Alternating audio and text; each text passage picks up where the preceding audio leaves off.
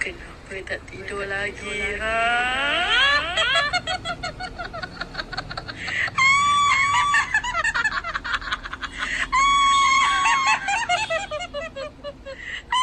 हवाओं में सरसराती हुई भयानक आवाजें निकाल रही थी। रामू एक मेहनती किसान था जिसने पूरे दिन खेतों में काम किया था। ऊन जैसी लाल थी और चेहरा बिल्कुल सफेद। रामू का दिल तेजी से धड़कने लगा।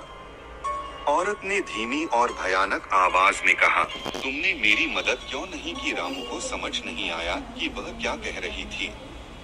उसके शरीर में कंपन होने लगा और उसने दरवाजा बंद कर लिया।